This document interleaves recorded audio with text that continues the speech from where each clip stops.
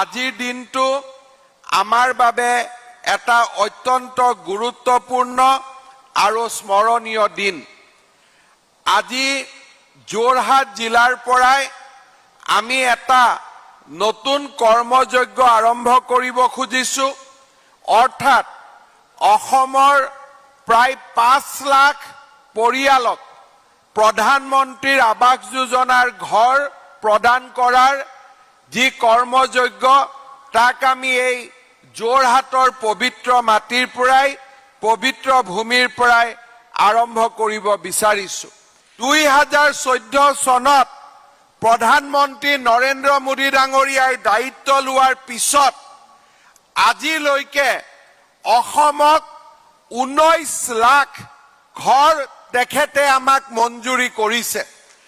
আৰু যদি আমি 19 লাখ ঘৰৰ আমি যদি পৰিমাণ চাব যাওঁ যে এই 19 লাখ ঘৰ যদি আমাক তেখেতে পঠাইছে বা তেওঁ যদি পঠোৱাৰ প্ৰস্তাৱ কৰিছে তাৰ বাবে অসমক কিমান টকা দিব লাগিব, তাৰ বাবে অসমক কিমান টকা দিব লাগিব, 27,000 কোটি টকা আমাক তেখেতে তাৰ বাবে দিব লাগিব। আজিৰ এই অনুষ্ঠানত এই 19 লাখ গৃহ নিৰ্মাণৰে সেই কৰ্মসূচীৰ আমি 5 লাখ গৃহ নিৰ্মাণৰ কাম হাতত লৈছো। ইতিমধ্যে প্ৰায় 7 লাখ গৃহ অসমত নিৰ্মাণৰ বিভিন্ন পৰ্যায়ত চলি আছে।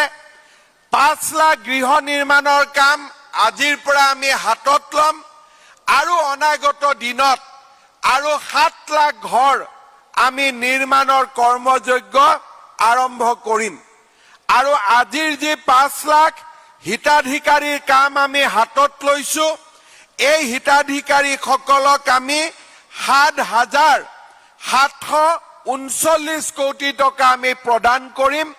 আৰু প্ৰথম কিস্তি হিচাপে আমি 1,657 কোটি 0.50 লাখ টকা আমি প্ৰদান কৰিম।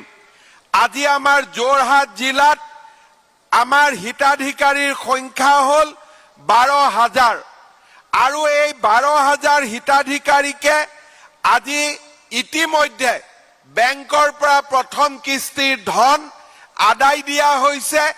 আপোনালোকৰ বেংকৰ একাউণ্টত সোমাবলৈ আৰম্ভ কৰিছে বা অৰ্থাৎ কিছুমানৰ বেংক একাউণ্টত ইতিমধ্যে এই টকা সোমাইছে। শ্ৰদ্ধাৰ ৰাইজ, এই অনুষ্ঠানৰ জৰিয়তে 2-3টা কথা ৰাইজৰ সন্মুখত যাতে আমি ক'ব পাৰো তাৰ বাবে আজি আপোনালোকক ইয়াত আমি নিমন্ত্ৰণ কৰিছো। প্ৰথম কথা, এই ঘৰৰ টকা 100% প্ৰধানমন্ত্ৰী নৰেন্দ্ৰ মোদী ডাঙৰীয়াই আমাক দিছে। এই টকা কোনো GRS, GPS, পঞ্চায়ত, BDOই আমাক দিয়া নাই। গতিকে কোনেও কাকো 1 টকাও ঘোষ নিদিব। এই কথাটো মই প্ৰথম আপোনালোকক অনুৰোধ কৰিম। কোনোবাই যদি কাবাক 1 টকাও দিয়ে আমি কিন্তু আপোনালোকক বেয়া পাম। কালি যদি মই বাতৰি কাকতত ক'বাত পাওঁ যে কোনোবাই কাবাক 20,000 টকা দিলে, 10,000 টকা দিলে, আপোনালোকক মই বেয়া পাম। আৰু যিসকলে ল'ব তেওঁলোক জেলত যাব লাগিব। যিসকলে ল'ব তেওঁলোকে জেলত যাব লাগিব। সেইবাবে আপোনালোকক আজি ইয়াত যি বহি আছে, আমাৰ আই মাতৃসকল আহিছে, তেওঁলোকক মই এটা কথাই ক'ম যে এই যে হাতপুথিখন আমি উদ্বোধন কৰিলো, এই হাতপুথিত লিখা আছে যে আপোনালোকে নেক্সট ইনষ্টলমেণ্ট কেতিয়া পাব, তাৰ পিছৰ ইনষ্টলমেণ্ট কেতিয়া পাব। টকাখিনিৰ সৎব্যৱহাৰ কৰিব আৰু আপোনালোকে নেক্সট ইনষ্টলমেণ্টৰ টকা পাব। কোনোবাই যদি মাজত 1 টকাও খোজে, আমাৰ ইয়াত বহি থকা MLA সকলক আপোনালোকে কমপ্লেইন কৰিব, ডিচিক কমপ্লেইন কৰিব আৰু একো নকৰিলে মোৰ ফেচবুকত, মোৰ টুইটাৰত লিখিব যে কোনোবাই আমাৰ পৰা টকা খুজিছে। বাকি ব্যৱস্থা লোৱাৰ দায়িত্ব মোৰ, বাকি ব্যৱস্থা লোৱাৰ কাম মোৰ। কাৰণ এই টকা আমাক প্ৰধানমন্ত্ৰী নৰেন্দ্ৰ মোদীয়ে দিছে আৰু নৰেন্দ্ৰ মোদী ডাঙৰীয়াৰ টকা আমি কাকো 1 টকা খাব নিদিও সেই সংকল্প আমি লব লাগিব এইটো হৈছে আমাৰ প্ৰথম কাম দ্বিতীয়তে আজি আমাৰ অসমত যিসকল লোকৰ মাজত এটা কমপ্লেইন আছে যে ধনীয়ে পালে আমি দুখীয়াই পোৱা নাই তেওঁলোককো মই অনুৰোধ কৰিম যে যিসকল দুখীয়াই পোৱা নাই তেওঁলোকক আমি নিশ্চয় দিয়াৰ ব্যৱস্থা কৰিম পৰৱৰ্তী দিনত কিন্তু যিসকল ধনী মানুহে আপোনালোকৰ দৃষ্টিত এই ঘৰ পাইছে তেওঁলোকৰ আমি বাতৰি কাকতত এটা ফোন নম্বৰ দিম আপোনালোকে সেই মই অকল যোৰহাটৰ কাৰণে কোৱা নাই গোটেই অসমৰ কাৰণে কৈছো সেই ফোন নম্বৰত যদি কোনোবাই ফোন কৰি কয় যে আমাৰ গাঁৱৰ অমুক পকা ঘৰ থকা মানুহজনে ঘৰ পাইছে ঘৰটো কেনসেল হোৱাটো বেলেগ কথা যিজন মানুহে তেওঁলোকৰ ঘৰৰ নাম তেওঁলোকে আপলোড কৰিছিল তেওঁলোকো জেলত যাব লাগিব এইটোৱে হৈছে প্ৰধান কথা কাৰণ অসমত আমি বহুত দিন সহ্য কৰিলো এতিয়া আৰু সহ্য কৰাৰ সময় নাই এতিয়াও যদি আমি সহ্য কৰি থাকো আমাৰ অসমখন কেতিয়াও আগুৱাই যাব নোৱাৰে সেইবাবে আমাৰ পঞ্চায়তৰ ব্যৱস্থাত মই ফোন নম্বৰটো আপোনালোকক কৈ দিছো 1-800-235-600 এই অহা 7-8 দিনত আমাৰ ডিপাৰ্টমেন্টৰ পৰা টিভিত এই নম্বৰটো ওলাই থাকিব বাতৰি কাকতত এই নম্বৰটো ওলাই থাকিব যদি কোনবা নাপাবলগীয়া মানুহে ঘৰ পোৱা বুলি আপোনালোকে ভাবে অন্যায় কৰি নহয় কাবা গাঁৱত বেয়া পাইছো বুলি তাৰ ওপৰত নহয় কিন্তু যদি খসাই পকি ঘৰ থকা মানুহে ঘৰ পোৱা বুলি কয় আমি চৰকাৰে ব্যৱস্থা লম কাৰণ আমি অসমত এতিয়া দুৰ্নীতি সহ্য নকৰি আমি নতুন ধৰণে আমাৰ ৰাজ্যখন নিৰ্মাণ কৰাৰ সময় আহিছে আৰু সেই সময় আমি সৎ ব্যৱহাৰ কৰিব লাগিব আজি আমাৰ যিসকল ৰাইজে হিতাধিকাৰীয়ে ইয়াত PMAY ঘৰৰ বাবে নিৰ্বাচিত হৈ আহিছে তেওঁলোকক মই কথা কেইটা ক'ব খুজিছো যে আপোনালোকে 3টা কিস্তিত এই ধন পাব আপোনালোকে আজিৰ পৰাই প্ৰথম কিস্তিটো আপোনালোকে পালে আৰু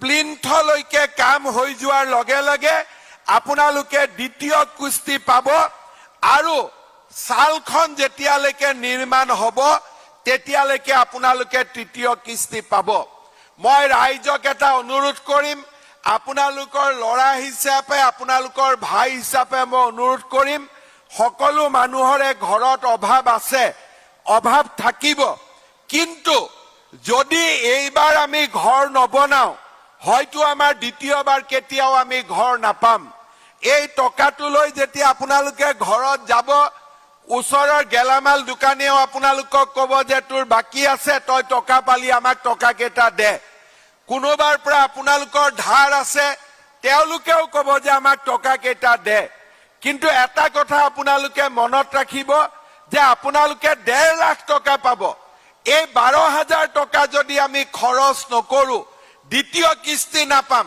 আৰু দ্বিতীয় কিস্তি যদি আমি খৰচ নকৰো আমি তৃতীয় কিস্তি নাপাম ঘৰ আৰু দ্বিতীয়বাৰ জীৱনত আমি বনাব নোৱাৰিম সেই কাৰণে যাৰ পৰা কিবা কাৰণত আপোনালোকৰ ধাৰ লোৱা আছে তেওঁলোকক আপোনালোকে নমস্কাৰ কৰি ক'ব যে আমি বেলেগ ধৰণে টকাটো আপোনালোকক ঘূৰাই দিম কিন্তু প্ৰধানমন্ত্ৰীয়ে ঘৰ বনাব দিয়া টকাটো আমি আপোনালোকক দিব নোৱাৰো মুখ্যমন্ত্ৰীয়ে হাক দিছে এই টকাটো দি আমি ঘৰটোৱে বনাম আমি বেলেগ কাম নকৰো হবনে নাই ইমান লাহে লাহে কলে মোৰ ভয় লাগি থাকিব ৰাতি মই শুবই নোৱাৰিম হবনে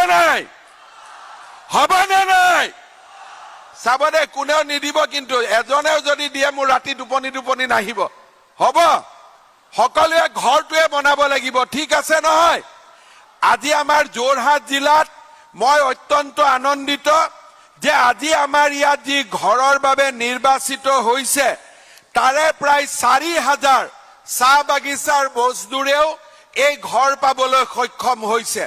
মই ডিচি মহোদয়ক অনুৰোধ কৰিম, আমাৰ কেতিয়াবা বাগানৰ মালিকবিলাকে কিবা এনঅ'চি নিদিয়ে, চবৰ হয় মই আজি এনঅ'চি দি দিলো। ইয়াত কাৰো সুধি পেলাই ঘৰ নহয়, ঘৰ আমি বনাম, ইয়াত এনঅ'চিৰ নামেই নলব। বাগানৰ মানুহবিলাকে বাগানৰ মালিকক যে আমি মাটি দিছো, বাগান বনাব দিছো, সেইটোৱে বহুত ডাঙৰ কথা। গতিকে তেওঁলোকে কোনো শ্ৰমিকক এনঅ'চি নাই অমুক নাই বুলি ঢিলা ঢোলা কৰিব নোৱাৰে। ঘৰ বনাই দিব, পুলিচত কেছ দিলেও কেছ নলব, পিছত দেখা যাব যি হব। কিন্তু দুখীয়া মানুহে ঘৰ বনোৱাৰ অধিকাৰ প্ৰথম পাব লাগিব। অসমত সকলো অধিকাৰ দুখীয়া মানুহৰ প্ৰথম, তাৰ পিছতহে বেলেগ মানুহৰ অধিকাৰ। সেইকাৰণে মই ডিচি আৰু এছপিকো কম যে আপোনালোকে কোনো টেনচন নলব, কিবা বাগানৰ মালিকৰ লগত কথা পাতিলে মই পাতিম, কিন্তু এই ৩,৬০০ শ্ৰমিকৰ ঘৰ হ'ব লাগিব। ফটো এলবাম বনাই প্ৰধানমন্ত্ৰী আৰু গিৰিৰাজ সিং ডাঙৰীয়াক আমি দিব পাৰিব লাগিব যে এয়া চাওক, এই ঘৰ আমাৰ বাগানৰ মানুহে বনালে। এই এনঅ'চিৰ নামত বহুত দিন লীলা খেলা চলিলে, এতিয়া আৰু মোৰ চৰকাৰৰ দিনত এই এনঅ'চি চিষ্টেমটো উঠি গৈছে। মুখ্যমন্ত্ৰী হিচাপে মই এনঅ'চি ইয়াৰ পৰাই দি দিছো চবকে। কাৰণ এজন যেতিয়া মুখ্যমন্ত্ৰী চৰকাৰ আৰু অসমৰ ৰাইজে মিলি এনঅ'চি দিয়া হ'ল আৰু বেলেগ কোনো এনঅ'চিৰ কথা নাই, বাকীখিনি নিজে নিজে হৈ থাকিব। আপোনাৰ মঞ্চ, আপোনাৰ কণ্ঠ।